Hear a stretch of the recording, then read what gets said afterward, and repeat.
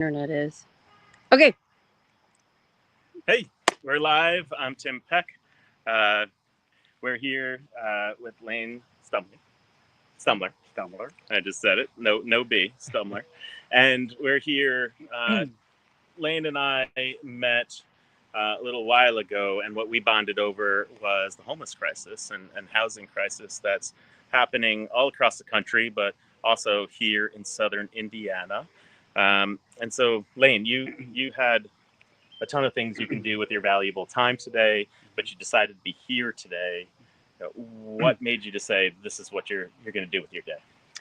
Well, I have a passion for doing volunteer work for homeless folks, Mm-hmm. and I met you a while back at New Albany at the library at a candidate meet and greet, Mm-hmm. and I went to that for the purpose of talking to any candidate I could on their knowledge and of homelessness and their stance on homelessness. Mm-hmm. And when I spoke with you, it was refreshing. It was the first candidate I'd ever talked about in any office, or two with at any office, that had knowledge of it, or Mm-hmm. even knew anything enough to speak about it. Mm-hmm. And so when I find out that you're starting your campaign again this year, Mm-hmm. I'm all in there, give you all my support, and I wanted to be here today. Great. Well, thank you for that. Yeah, it's near and dear to my heart. I grew up with my father, who ran the first homeless shelter for veterans, built and ran for veterans in the United States.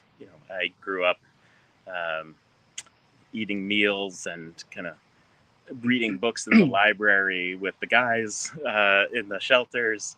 And my father would always have this saying that people are people. And you don't know when you meet them where on their journey that they are. And it could be the best day of their lives. It could be, one of the worst. And these veterans that he was serving, that I was learning who they were as people, um, these veterans had seen the worst days of their life, whether that be here at home or abroad at war. And they were climbing their way back. And if you meet people where they are and you listen to them, you truly listen to them, you can help them find a better tomorrow. And so that was the lesson that he instilled upon me. Um, what does that mean to you? Does that resonate? Well, first of all, you passed the first test. Okay. You recognize that the homeless folks are human beings. Mm-hmm. People have the idea that the homeless folks are just these ghosty people that creep around in the dark and they don't have families or names or anything. Right. But they do. They have families or names of human beings. They have feelings like all of us. They have likes and dislikes.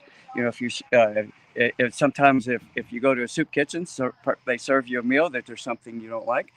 Well, it's not beggars can't be choosers. Everybody likes something or they don't. Right. So getting past that first hurdle that a lot of people never get to is recognize that these are human beings. Sure. And yes, these people have sometimes the worst day of their life every single day. Mm-hmm. Can you just imagine when you wake up in the morning, you're on concrete and you don't know where your next meal is coming from. You got to go to the bathroom really bad, and there's no place to go, and all these things. Mm-hmm. So these people face this every single day, Right. and I have a feeling for that. And just to not be really religious here, but I am a Christian, and when Jesus said, "What you do to the least of these, you do to me," Mm-hmm. I believe that, and I see it, and I see a lot of things that are done in the political world, in the social world, everywhere, that is doing some really evil things to these people, Uh-huh. and thinking that if we claim to be a Christian country, and if we are, why would we not be following what Jesus said? Sure. I'm Yeah. off on a tangent there. Yeah. Do unto others as you'd have them do unto you. So, is homelessness a problem in southern India? Mm-hmm. Well, a lot of things are problems. Right now, the weather might be a problem. Okay. And I guess it's a problem if you look at it as a problem, and it is a problem. Mm-hmm. But I don't see homelessness is not as much the problem as that we're not addressing the issue and really doing something about it. Mm-hmm. To me, that's the problem. Got it. Uh, could we address it and end homelessness? Probably not. Another thing that Jesus said, you always have the poor. He didn't say you'd always have the homeless. Yeah. Of course, in his day, a lot of people were nomads, and I guess they could be homeless. Sure. And that gives a lot of people excuse for saying, well, Jesus said, well, I'll just have the homeless, so we'll have the homeless. Well, that's part of the problem. Mm-hmm. Just using any excuse to not face the issue. Because these are our citizens, our brothers and sisters, who are having these problems and can't seem to get over it.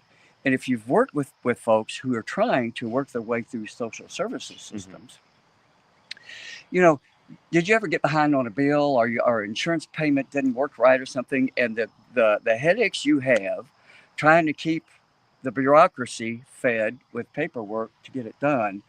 Sometimes you want to throw up your hands and run away. Sure, of course. Well, the folks who are dealing with social services, and social services, bless their hearts, all do wonderful things. Mm-hmm.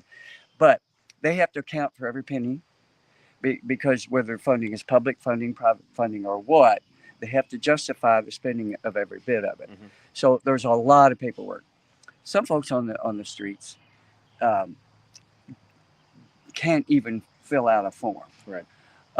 And so that be to mental health crisis or just not having the faculties about them. What do you mean they can't? Well, those things, yes, or to even know how to answer a question, or to even understand what the question is. Yeah. So and that's a failure of the system, much more than a person. Well, a failure of the system, but I hate to say the system has a failure, because the system, what we have, is full of really great, fine people, right, doing what they can. They have their baggage to deal with. Absolutely. And if I may, I'm a member of the healthcare system, right? Oh, okay. And, right, as a physician, and I treat people, but that doesn't mean, even though I try so hard, colleagues try so hard, nurses, all of the people who are in a hospital and run this system try hard, doesn't mean that the system doesn't fail, right? And so people try very hard, but if you don't build the infrastructure you need to help people, then you're just asking people to fail. Well, yes, exactly. And infrastructure in place is fine with what it's doing, but that needs to be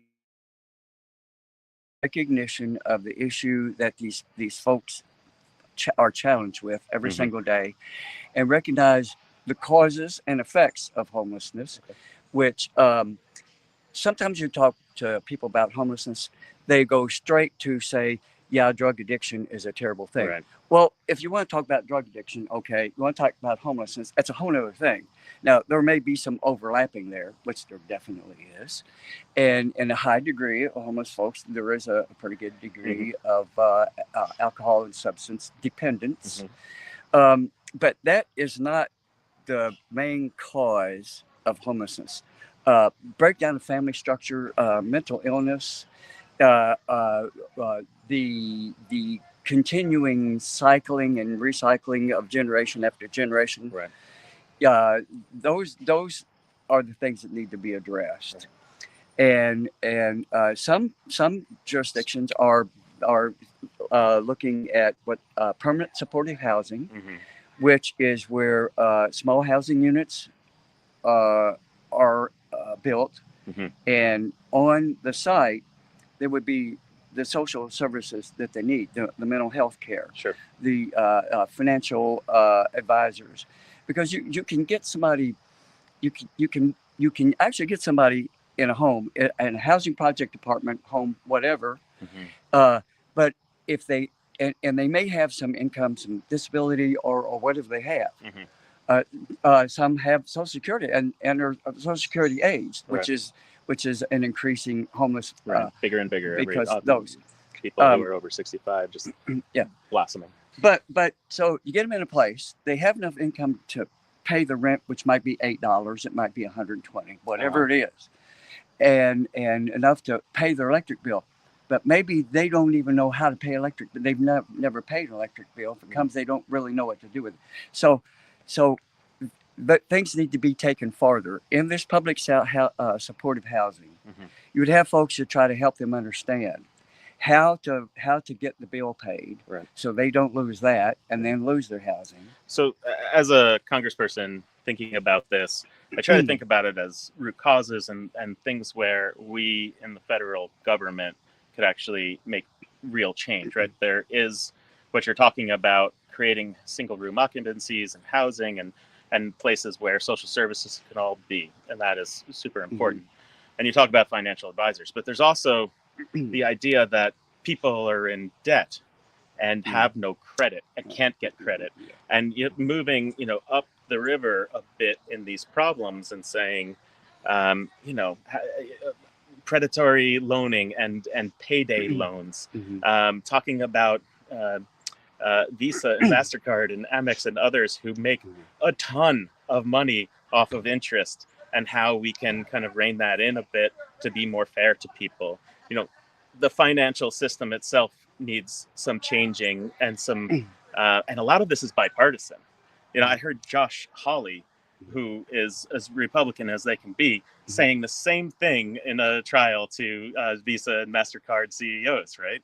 We all believe the same things, that this needs to be fixed. And it's about rising above the partisan politics and actually doing it.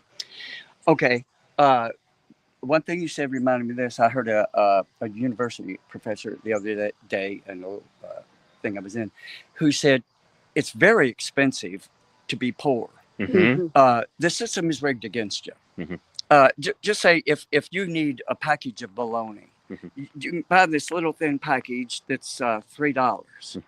Okay, well, $3.04 is all I have, so I'm going to get that. But if I had one more dollar for $4, I could get 3 times that much. Right. The economy of a scale, you buy the largest quantity you can because per unit it's the cheapest. So if all you can afford is that, then the next day you have to find another $3 to get that. So it's just rigged against you. And the predatory lenders is a real thing, because when you're so desperate, you will take whatever you can get, and if all you can get is paying 25% interest or whatever it is, I have no loans idea. Can be higher, 60, 70% sometimes. If rigged against you, you will never be able to pay it off. Right.